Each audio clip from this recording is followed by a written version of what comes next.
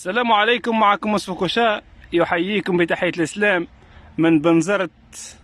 تحياتي الخاصة لكافة أعضاء أصدقائنا كافة في كل العالم. اليوم سنتحدث حول موضوع التجهيز في سلاكة، والكثير يتساءل أن طيوري لم تجهز، أن طيوري كذا، أن طيوري كذا.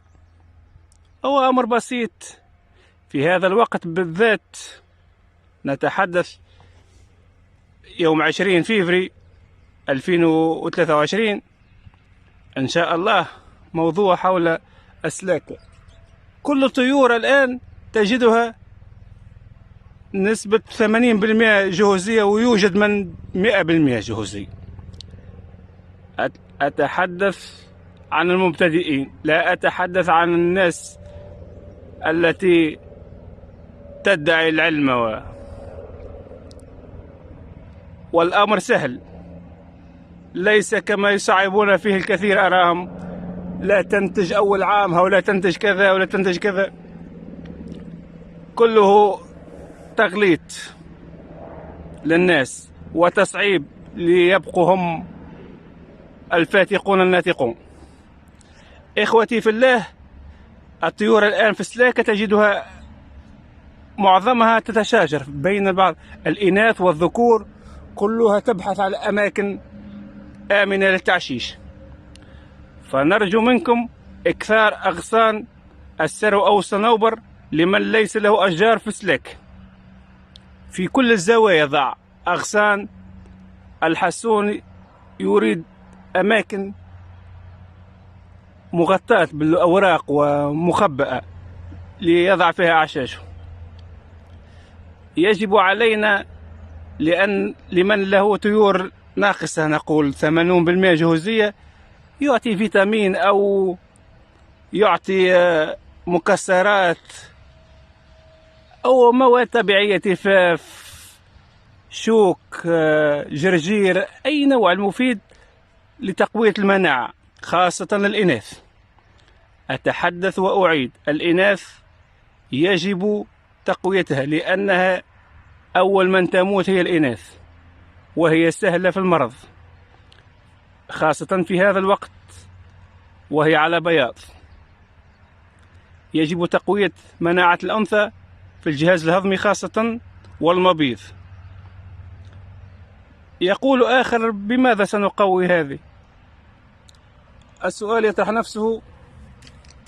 أشياء بسيطة، نعطيها بكتيريا نافعة، نعطيها مقويات، مكسرات، أعشاب، شوك، تفاف، جرجير، حريق،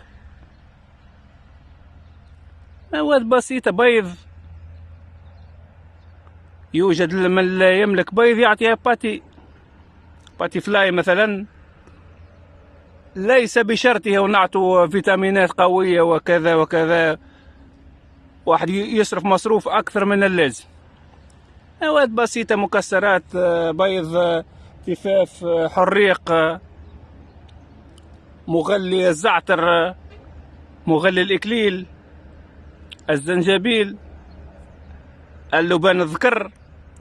أشياء بسيطة لكي نحمي طيورنا ونقوي مناعتهم، خاصة قلنا الإناث. كما قلت نراها كل الطيور تتشاجر في هذا الوقت بالذات. أتحدث على طيور الحسون في السلاك. كل الطيور تريد المكان المفضل، ونجد الذكور في رؤوس الأغصان تقف بتغريد عالي لجلب الإناث. كل ذكر يبحث عن أنثاه للتزاوج معه، وكل أنثى تبحث على من له صوت أحسن من الآخر. لذلك نجد إن وجدنا طائر مغرد تجد الإناث كلهم بجانبه يتوددون له.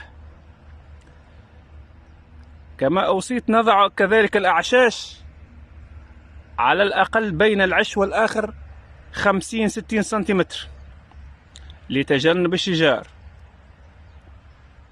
مثلا عندنا 4 إناث نضع 8 أعشاش، والمعروف في طيور الحسون هي تبني الأعشاش والأغصان، تتخلى عن الأعشاش الصناعية، كثرتها أتحدث، ليس الكل، يوجد من يعشش في الأعشاش الاصطناعية. بهذا يا إخوتي تنجح، ولا تقولي أن أنثى أول سنة لا تنتج، مستحيل. تبلغ 8 شهور تنتج. المفيد